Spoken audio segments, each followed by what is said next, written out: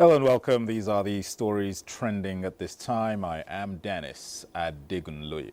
Pope Francis appeared at the Vatican's St. Peter's Square to wish a happy Easter to thousands of worshippers, appealing for a cease of war across the world, especially in Gaza.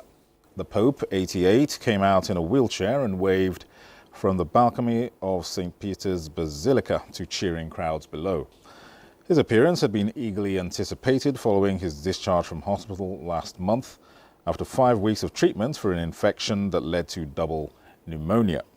Earlier this morning, Pope Francis held a brief private meeting with U.S. Vice President J.D. Vance at the Casa Santa Marta. The meeting, which lasted only a few minutes, provided an opportunity for the two to exchange Easter greetings. Vice President Vance met Cardinal Pietro Parolin regarding international relations, religious freedom, and humanitarian concerns. Thousands of displaced Sudanese are continuing to arrive in Tawila after fleeing last week's paramilitary offensive on Zamzam camp that the UN say killed hundreds, including children and aid workers. Reports say thousands left the camp following an attack by the Rapid Support Forces and moved to communities already besieged and without life-saving aid. Aid agencies have registered appeals to put an end to the siege and the atrocities, to allow those who wish to flee to do so safely, and to deliver humanitarian aid, including airdropping food and medicine to El Fasher if necessary. The National Aeronautics and Space Administration, NASA's oldest active astronaut, has returned to Earth on his 70th birthday. Reports say NASA's oldest serving astronaut, Don Pettit, became a septuagenarian while hurtling towards the Earth in a spacecraft to wrap up a 7-month mission aboard the International Space Station.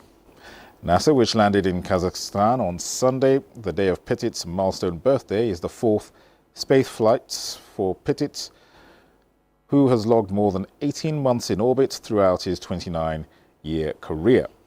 NASA's images of the landing showed the small capsule parachuting down to Earth with the sunrise as a backdrop. The astronauts gave thumbs-up gestures as rescuers carried them from the spacecraft to an inflatable medical tent. NASA is a U.S. government agency responsible for space exploration research and technology developments related to air and space. And operatives of the National Drug Law Enforcement Agency, NDLEA, have intercepted a shipment of cocaine concealed in 20 sets of religious books going to Saudi Arabia. The cocaine consignment, consisting of 20 parcels with a total weight of 500 grams and buried in the pages of the religious books, was uncovered at a courier company in Lagos when NDLEA officers were searching through export cargoes going to Saudi Arabia at the logistics firm. At another courier company the same day, NDLEA officers intercepted 5 parcels of loud, a strong strain of cannabis weighing 2.8 kilograms, hidden in a carton coming from the United States.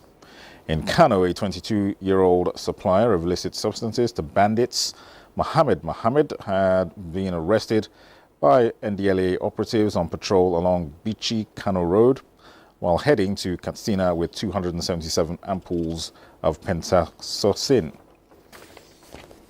Well, those are the stories trending at this time. Thanks for watching.